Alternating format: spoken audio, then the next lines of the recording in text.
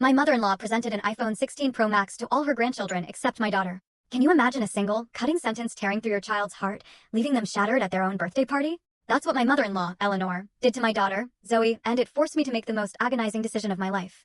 A decision that changed everything for our family. My name's Amanda. I'm 35, and this is our story. James, my husband of 15 years, is the kindest man you'd ever meet.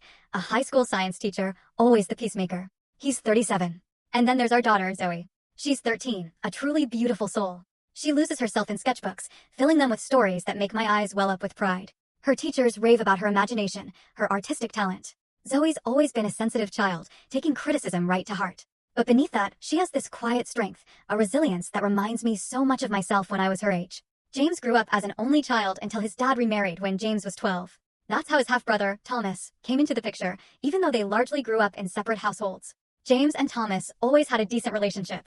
Now, Thomas is married to Heather, and they have 14-year-old twins, Lucas and Ava. Those two go to a fancy private school and are constantly involved in extracurriculars that Thomas and Heather proudly plaster all over social media. 3 years ago, James's father passed away from a heart attack, and Eleanor, my mother-in-law, became a widow. After selling her house to pay off medical debts, she claimed to be in dire financial straits and needed a place to stay. James, being James, immediately offered her home. I had my reservations, to be honest, but I agreed.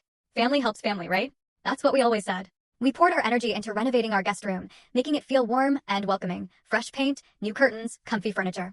We adjusted our entire lives for her. Our routines, our dinner menus, even our weekend plans. Our home is a modest 2-story suburban house in Portland.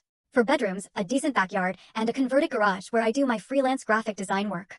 It's not a mansion, not by a long shot, but we've filled it with love. The first whispers of Eleanor's favoritism started just months after she moved in. When Thomas brought the twins over for Sunday dinners, Eleanor would always have special treats saved just for Lucas and Ava, but somehow, Zoe was always conveniently overlooked. She'd remember every single detail about the twins' school events, but then claim forgetfulness when Zoe excitedly mentioned her upcoming art show or writing competition.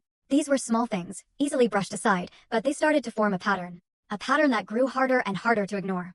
Zoe tried so hard to connect with her grandmother. She'd bring her artwork, hoping for a word of praise, or even just a glance of acknowledgement. Full story video added in below.